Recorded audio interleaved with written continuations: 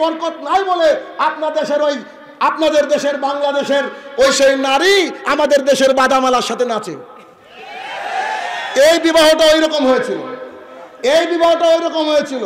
জি আসেন আপনাকে আমি দেখাই, কলিজা শক্ত করে কথা শুনতে হবে জনাব। বলছিলাম যে ওর দুলাভাই দেখতেছে, দুলাভাই বুঝেন কি?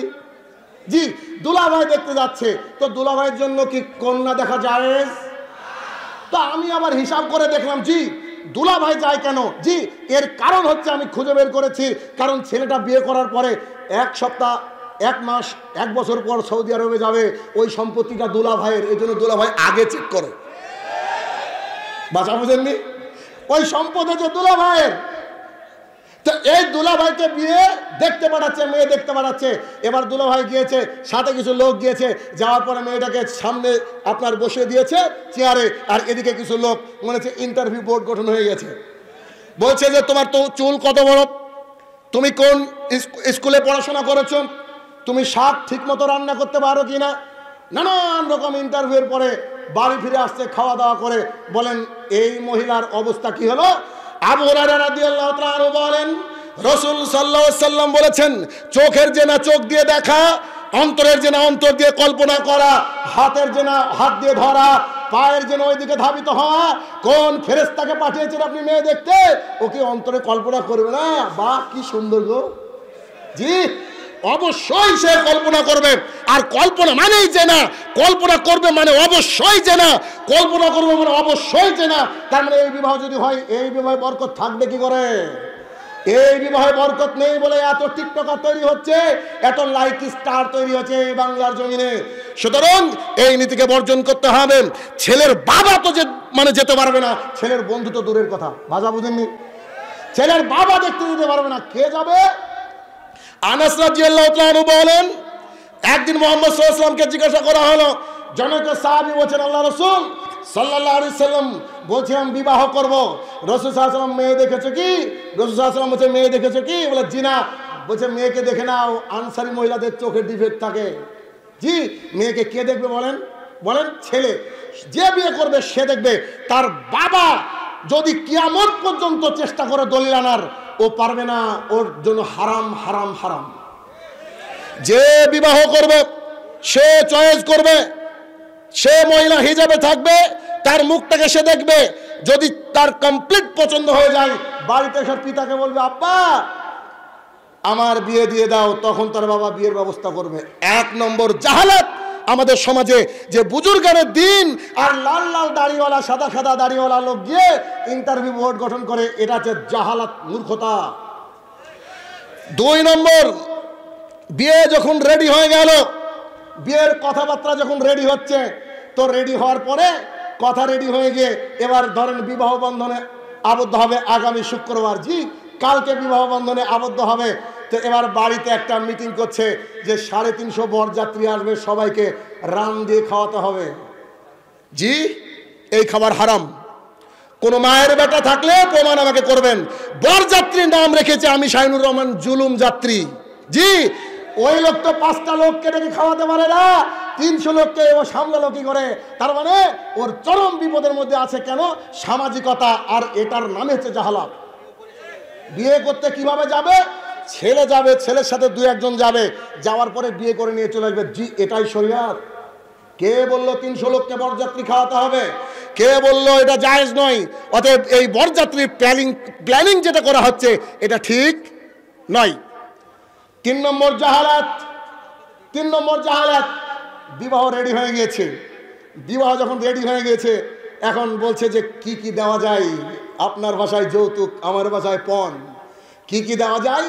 তো বলছে বেশি কিছু না, ছেলেকে একটা বুলেট দিতে হবে, রয়্যাল এনফিল্ড। আর তো বলছে যে আর 2 লক্ষ টাকা, 7.5 ভরি গহনা। আর বলছে ঘরটা সাজিয়ে লাগবে নাকি? বলছে ওটা তো অক্সিজেন, ওটা যে দিতেই হবে, ওটা হিসাবে হয় না। জি তো এইরকম বলার পরে বিবাহ রেডি হয়ে গেছে। আপনাকে আমি একটু বোঝাই, আপনার ঘুম ত্যাগ করে একটু কষ্ট করে শুনেন দেখি। ধরেন এই সালাফি কনফারেন্সে এসেছেন, আপনার ক্ষুধা লেগেছে, বড্ড ক্ষুধার্ত আপনি, আর এখানে একটা বড় পাতিলে গোস্ত রান্না হচ্ছে, আপনি এসে বললেন জনাব আমি কি গোস্তটা খেতে পারি? তো যিনি দায়িত্বে আছেন তিনি বলছেন জি, আর 3 মিনিট বাকি আছে, গোস্তটা রেডি হয়ে গেলে খেতে পারবেন। তো বলছে খুব ক্ষুধা লেগেছে, সকালবেলায় খেয়েছি, সেই অনেক দূর থেকে দিনাজপুর থেকে খেয়েছি, খাবার খাবো, একদম মনের মধ্যে কল্পনা করছেন। তো চট করে একবার জিজ্ঞাসা করেছেন জনাব গোস্ত কিসের? তো বলছে শুয়োরের। বলছে গোস্ত শুয়োরের, আপনি কি খাবেন? জি জি খাবেন না, তো খাবে না।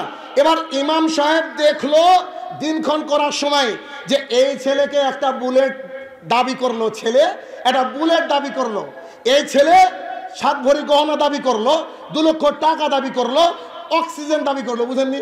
জি দাবি করলো। তো এই দাবি করার নাম বাংলা ভাষায় যৌতুক। যৌতুক হারাম, হালাল নাকি ওয়াজিব? হারাম। শুয়োরের গোস্ত যেমন হারাম যৌতুক তেমন হারাম, শুয়োরের গোস্ত যেমন হারাম যৌতুক তেমন হারাম, শুয়োরের গোস্ত যেমন হারাম যৌতুক তেমন হারাম। তাহলে আরে আম পাবলিক, আপনি দিনাজপুর থেকে এসেছেন, খিদে লেগেছে, শুয়োরের মাংস শুনে আপনি এখান থেকে চলে গেলেন। আপনার ইমাম সাহেব যে কোরআন সুন্নাহ মাননেওয়ালা বলে নিজেকে দাবি করে, ও এই হারাম শুয়োরের গোস্ত খায় কি করে? এই নীতিকে ত্যাগ করতে হবে, নইলে আমাদেরকে আল্লাহ সুবহানাহু ওয়া তাআলা সুসন্তান প্রদান করবেন বলে আমার মনে হয় না, আমার মনে হয় না। 4 নম্বর জাহালাত, 4 নম্বর জাহালাত। আয়েশা রাদিয়াল্লাহু তাআলা বলেন আমি তখন দোলনায় খেলছিলাম, এমন অবস্থায় আমাকে একজন নারী গিয়ে বলছেন চলো তোমাকে সাজিয়ে দিই। তো কেন? যে আজকে তোমার বাসর রাত, রাসূল সাল্লাল্লাহু আলাইহি ওয়াসাল্লামের সঙ্গে তোমার বাসর রাত। মানে এই হাদিস থেকে বুঝতে পারলাম যে একটা মহিলা সাজবে বাসর রাতের জন্য। কেন? তার বরের জন্য। কেন? তার বরের জন্য। তো যে বিয়ে বাড়িতে গেলেন ওখানে দেখলেন যে 100 মহিলা সেজে আছে, সবারই কি বাসর রাত নাকি? সবারই কি বাসর রাত নাকি? ও সাজে কি করে? ও সাজে কি করে? ও সাজতে পারে না কেন? এই জন্য শুরুতে আমি ওই কথা বলেছি যে আব্দুল্লাহ ইবনে মাসউদ রাদিয়াল্লাহু তাআলা আনহু বলেন রাসূল সাল্লাল্লাহু আলাইহি ওয়াসাল্লাম বলেছেন ইয়া মাশশারা শাবাব মান ইসতাতা বিনকুমুল বাস ফালিয়াতাজাওয়াজ। এই যুবকের দল শোনো, ক্ষমতা থাকলে বিয়ে করো। ক্ষমতা মানে শীতের রাত্রি বলে বোর গলা ধরে শোয়া নয়। ক্ষমতা মানে আপনি আপনার স্ত্রীকে কন্ট্রোল করবেন, এর নাম ক্ষমতা। রাস্তা দিয়ে যদি কোনো ডিএসপি, ডিএমপি বা পৃথিবীর কোনো বড় কোনো মানের মানুষের স্ত্রী যায়, তার বুক পেট খোলা থাকে, বুঝতে হবে ও কাপুরুষ। জি বুঝতে হবে কাপুরুষ। কেন? রাসূল সাল্লাল্লাহু আলাইহি ওয়াসাল্লাম বলেছে ক্ষমতা থাকলে কি করো? বিবাহ করো। ক্ষমতা যার নাই সে কি করবে? রোজা করবে। কারণ you have to control your sex. তুমি তোমার নিজেকে কন্ট্রোল করতে হবে, এই জন্য কি করবে? রোজা করবে। রোজা ছাড়া যদি ওই লোক আবার বিবাহ করে তাহলে এ ব্যক্তি হচ্ছে অকম্মা। বুঝেননি? তার মানে এ বিবাহ করলো কেন? এ বিবাহ করলো কেন? তারপরে বিয়ের প্যান্ডেলের মধ্যে যে বিয়ের আয়োজন করা হয়, যে প্যান্ডেলের আয়োজন করা হয়, প্যান্ডেলটা এরকম ধরেন খোলা থাকে, চারিদিক ঘেরা আর টোটালটা খোলা, ওখানে খাচ্ছে নারী আর পুরুষ একাকার। কি বাংলাদেশে কি হয়? নারী আর পুরুষ একাকার। এই প্যান্ডেলটা করতে যা খরচ নিয়েছে, মাঝ দিয়ে যদি একটা পার্টিশন দেওয়া হয়, খরচ সেম পড়বে না? জি সেম পড়বে। তো এরকম একটা পার্টিশন দিয়ে যদি এখানে লেখা হয় যেটা মহিলা আর এটা পুরুষ, অসুবিধা ছিল? মহিলারা মহিলাদের পরিবেশন করবে, পুরুষরা পুরুষদের পরিবেশন করবে, মানে সোসাইটিটা, সমাজটা হবে সুন্দর, ঠিক না? কিন্তু আমাদের ঘটনা হচ্ছে উল্টো।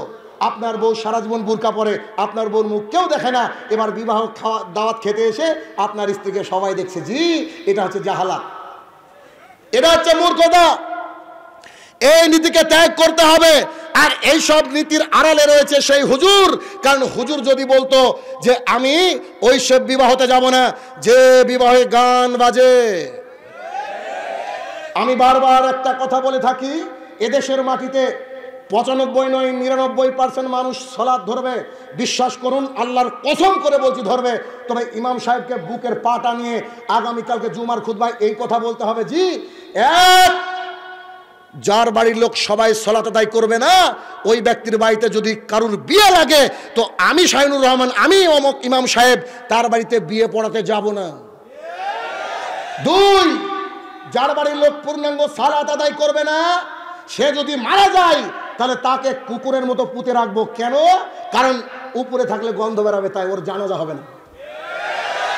ইমামরা চাইলে, আলেমরা চাইলে সমাজে নামাজি বাড়তে পারে, এই আলেমরা আজকে বেনামাজি তৈরি করেছে।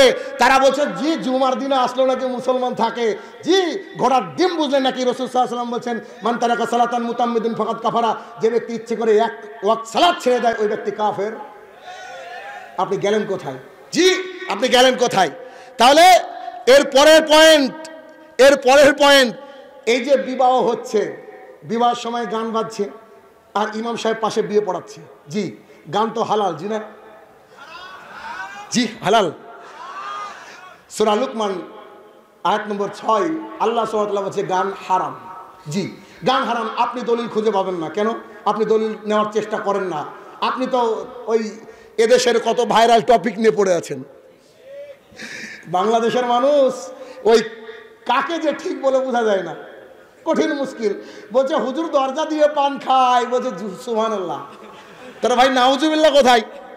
জি কথা শুনে পরিবর্তন হতে হবে, আপনার কলিজা ছিঁড়ে যাবে। এরপরে ওই ছেলেটা যখন বিবাহ হয়ে গেল, বিবাহ হয়ে যাওয়ার পরে জি তার আগে একটা মজার ঘটনা বলি। তো ছেলে কি করছে, যখন বলছে আজকে দুপুরে বিয়েতে যেতে হবে, তো ছেলেকে গোসল করে দিচ্ছে ওর ভাবি, ছেলেকে গোসল করে দিচ্ছে ওর আরো আদার্স যে গার্লফ্রেন্ডস রয়েছে তারা গোসল করে দিচ্ছে। আচ্ছা আমার প্রশ্ন হলো যে কোন বাবা এই প্যারালাইজড ছেলের সাথে বিয়ে দেয় গো, যে নিজে গোসলও করতে পারে না, এর সাথে বিয়ে দেয় কি করে? এই জাহালাত কেন? আল্লাহ সুবহানাহু ওয়া তাআলা কোরআনুল কারীমের মধ্যে বলছেন, যে যদি যারা অপচয় করে তারা হচ্ছে শয়তানের ভাই। আমাদের দেশে বিয়েতে এত পরিমাণে খাবার নষ্ট হয়, এরা ইবলিস না, ফাদার অফ দ্য ইবলিসের বাপ এরা। দেখেন এভাবে খাবার নষ্ট হয়, আমি বহু মানুষকে দেখেছি খাবার খাওয়ার সময় আর সুন্নতি তরিকা মনে থাকে না জানা, বাদ বাকি সব কিছুতে সুন্নতি তরিকা খুঁজে। ওই হুজুর যে হুজুর ডিজে বাজছে তারপরে বিয়ে পড়াচ্ছে, ও আবার যখন ওই আপনার ঢাকা যাবে তো ঢাকা গিয়ে বলবে কি গরুর গোশত আছে কি, বলে জি হ্যাঁ, তো হালাল করেছেন মানে বিসমিল্লাহ বলে কি মদ খাওয়া জায়েজ? জি না, বুঝেননি কথা? বিসমিল্লাহ বলে কি মদ খাওয়া জায়েজ? ওই হুজুর হারাম আর হালাল বেঁচে চলেন, কিন্তু বিবাহের ক্ষেত্রে ওই হুজুর হারাম আর হালাল বাঁচেন না কেন? সামান্য কিছু টাকা আর দুটো মুরগির রান হুজুরের মাথাকে কিনে নিয়েছে। এই শ্রেণী আলেমদেরকে বয়কট করতে হবে। যতদিন না আপনি বয়কট করবেন অতদিন আমাদের সমাজটা হবে অজ্ঞ এবং জাহেল থাকবে। জরুরি ভিত্তিতে বারবার আলেমদের ব্যাপারে কথা চলে আসে কেন?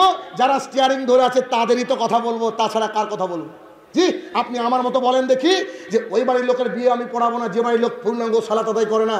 আর যার মধ্যে সালাত রয়েছে, ঠিকঠাক করে সালাত আদায় করে, সেই ব্যক্তির হাত দিয়ে পাপ হতে গেলে 10 বার ভাব বেশি, ঠিক না? তাহলে দায়ী আমাদের মতো তারাই যারা এখানে বক্তৃতা দিচ্ছে, জি না? জি তো ঘরের বেড়াল তো বেরিয়ে আসছে জনাব, ঘরের বেড়াল বেরিয়ে আসছে। এরপরে ওই বাড়িতে অবাধ মেলামেশা